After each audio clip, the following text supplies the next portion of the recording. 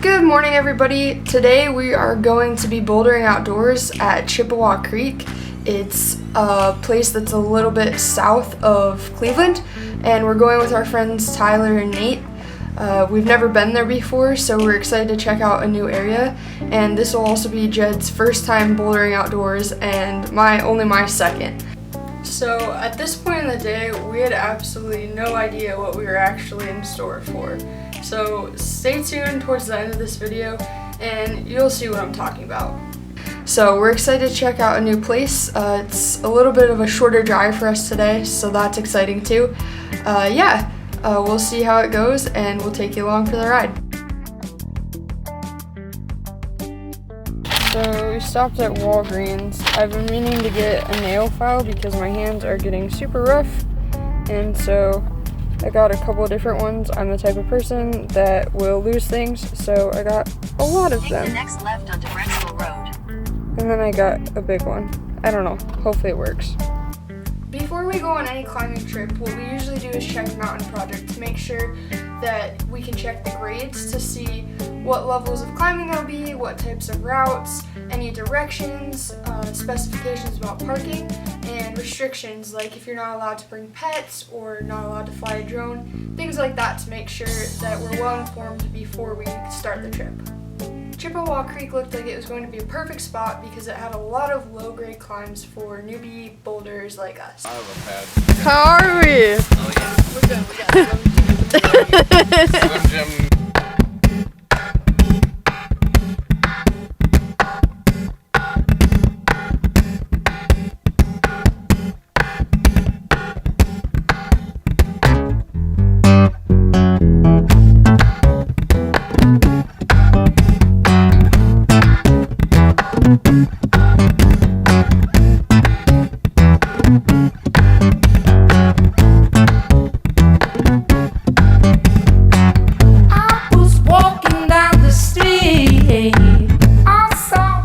Around on a V3 called Booyah, but ultimately Jed and I didn't really have the current strength that it was going to take to pull the first move up to a sloping undercling move.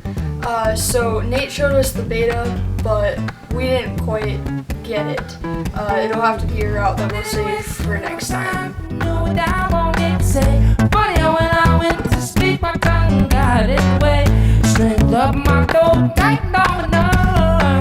And I couldn't speak a damn word.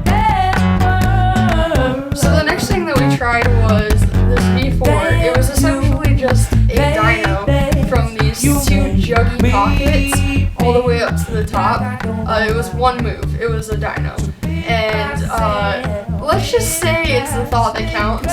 We had a lot of fun trying it. But like the first route, Jed and I couldn't quite pull it off, although it was really cool to watch Nate actually send it. You make me feel like I don't know how to be myself.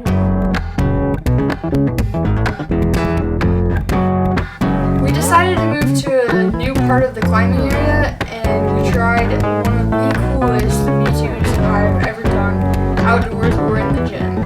The route's called heel hook, and basically what it is this boulder with an iron bar going across it, and you have to heel hook your way along until you get to the side where you can have a relatively easy finish up the side, and you top out. And the nice part about it is that once you top out, you can walk down the backside, which I always really enjoy because at the end of the route, I'm usually pretty spent and I don't exactly feel like down climbing to get myself safely to the ground again. So I really enjoyed that part about this route.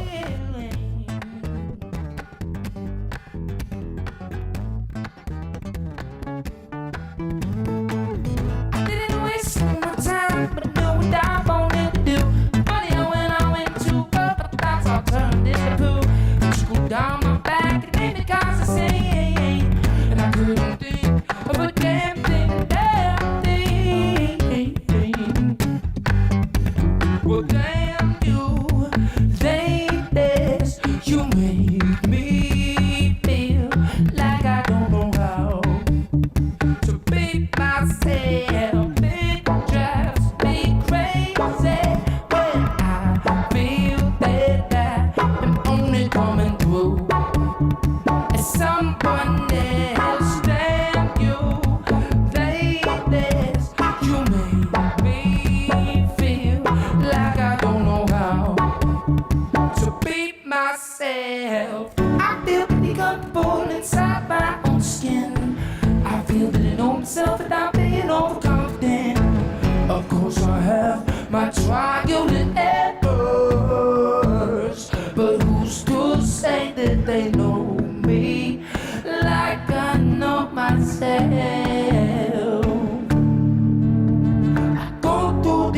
emotions to build confidence. I stop overthinking and start taking steps. And as I get closer, my thoughts start to fade. Till I just walk past her, hello, it's all I can say.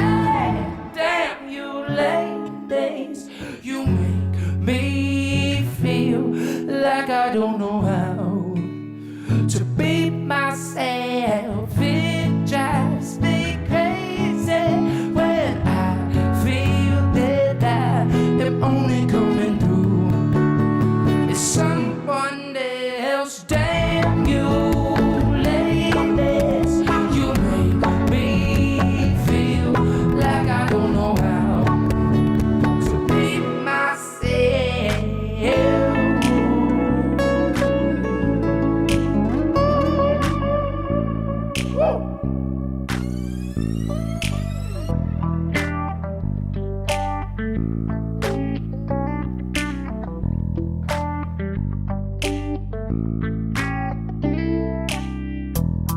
Then we all just kind of messed around trying some experimental routes up the face of the boulder, and it was at this time when I went for a move that an entire chunk of rock just broke off in my hand and I fell. The fall itself, I was completely fine. I fell onto the crash pads. So then we moved around the corner from the heel hook route up to a V1, and it went completely fine for me. It was a fairly simple V1. I know you can't really see because Nate kind of gets in the shot here. But then Jed tried it, and ultimately that was the end of our climbing day, because when he was trying to move, his foot slipped just wrong, and he wasn't even that far off the ground, but he twisted his ankle pretty badly. It started to swell right away, and we decided that that was probably the end of our day, considering that he was going to have to hobble back up to the car. Luckily, our car was pretty close to where we were climbing. It wasn't that much of a trek, but this is a perfect example of why it's really important to carry some sort of like emergency first aid kit in your climbing supplies, because he was so prepared. He had a wrap where he could wrap his ankle and manage to make it back up to the car much more easily than had he not had that with him. Plan to make a whole separate video actually about things that are important to put in a climbing bag on your first outdoor trip, or really on any outdoor trip that you go on. And so I'll talk a little bit more in detail about that in that video, but this was a good reminder. Unfortunately, his ankle is pretty swollen, but hopefully with some ice and elevation compression, it will be back to good as new in no time. And by no time, I mean it's probably some time. Just wanted to say thank you so much for watching. I really do appreciate it. And if you could like and subscribe, that always helps me out. Have a good one, guys. And until next time.